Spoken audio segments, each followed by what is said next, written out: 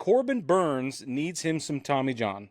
And I know it's an update from last week, but it's official. He's going to be out for the rest of the season, possibly all of 2026, which I would imagine is a bit of a surprise. But given the depth into this season that we are, his age, maybe other factors that we don't know about, I think they're trying to manage our expectations by telling us that don't get all excited about 2026 either. I also think that's a PR move so that if he does come back early, we have something to be excited about, especially if Then he's heroic. Correct. You want to talk about a story? Give us redemption. That's what I'm saying. Okay. But really, though, I feel like the way that things have been going, like I know that they're like, oh, Tommy John, internal brace, whatever. Like, it's getting to be where it's longer. And I was watching Foul Territory today. They were talking about it, and they're like, it doesn't hurt when you come back. It's fine. It just, as far as pain goes, it's just not quite right. It's not comfortable. And so it's taking these guys are waiting until they're like, until everything feels right and they are comfortable with it, which I get because you don't want to go out there and feel uncomfortable like, I'm going to do it again.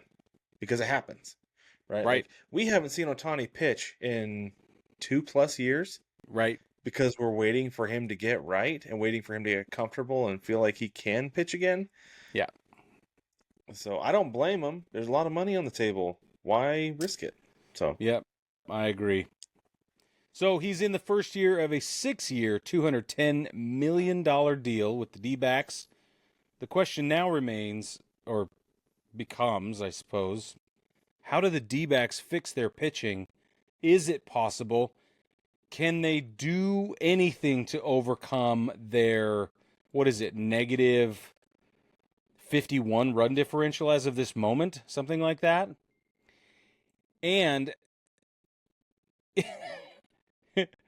And what are they, like 7.5 games back? I don't have it in front of me. I'm sure Brad does at this point, but I think they're 7.5 back of the Dodgers, that's Sweet. not who you're chasing if you're the No, it's Diamondbacks. not. But No. that also puts you 6 back in the wild card because the Padres and Giants are who you're chasing. And they're And dead they even are- at a game behind. Yeah, they are chasing the Dodgers.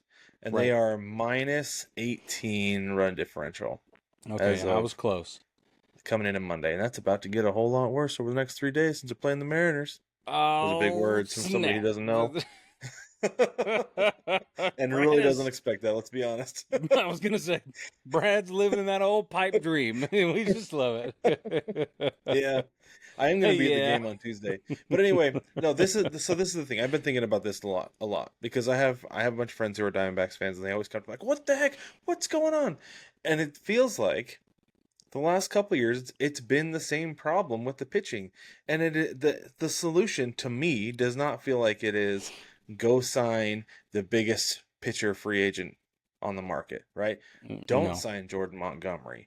Don't sign Corbin Burnes.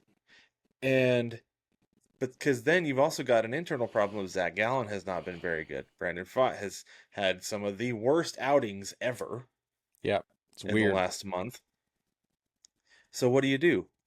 I feel like you take the solution is to get a quality pitching coach in-house. You need to have guys who can develop pitching and continue to coach those guys up and teach them what they need to do at the big league level to continue to be successful, rather than just bring a guy in who knows what to do. Oh, yeah. Okay, but what do you do when he gets hurt? Or what do you do when he's not good anymore? What do you do when he struggles pitching in your ballpark? Like, how do you solve those problems if you don't have a quality pitching coach on your coaching staff? That, to me, is the actual problem here. Yeah, And so I feel like that's how you remedy this. I agree with you, and I think that some of those things that you bullet point listed off just now are like 2 or 3 steps beyond where it needs to be addressed, right? What if he's bad all of a sudden? Well, okay, how did he get there? What factors could have been preempted, right? What measures could have been implemented to prevent that or to slow that? Or why are we just... And I'm sure they're asking these questions. They're not little leaguers, right? They're not like, I don't know what happened. He just suddenly is bad. It's like, no, they have all this stuff going on. But what we're seeing is that from when we get from A to Z, all those steps in between, it's not working.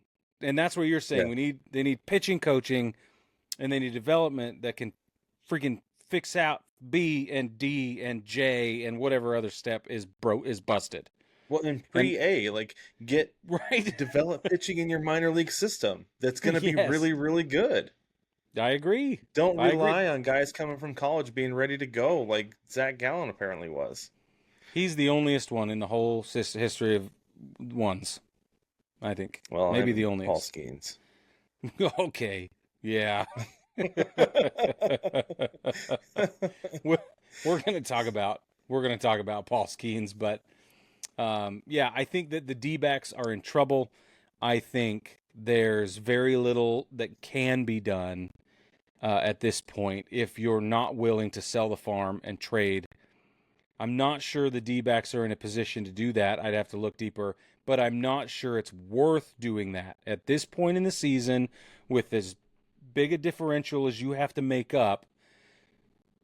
Is the team built to succeed around a couple of pieces that could turn the tides of the entire playoff picture for them?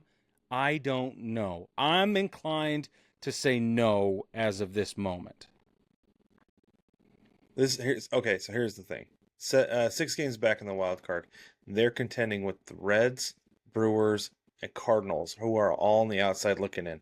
The third team right now in the wild card is the Phillies. Ooh. And they're only a half game back of the Padres and Giants. Okay, that is too much to make up. And you have too many pitchers, too many holes in that pitching staff and bullpen that you need to fix to be able to contend with that. I don't think you start now, but I think you start shopping now.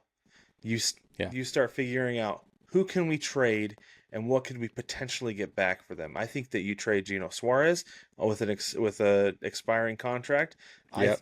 I don't know that they would necessarily trade like an Alec Thomas, but I think he would be appealing to some teams. I would want a lot back for him, right? Yeah.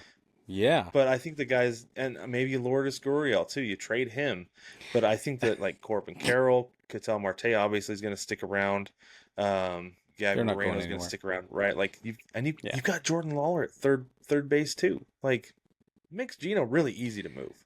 Easy. I agree. So, baseball families, stay tuned because later this week we're going to go over contenders or pretenders, and this is one of the things that we will have discussion around is who has what it takes and who doesn't at this point, right? Because I think my vote is the D-backs do not. That is it is time to throw in the towel. You lost Corbin Burnes, it's over. Sorry. I know one guy can't make or break, but in this case, he's just the last one. It's the most recent one. That's all it is.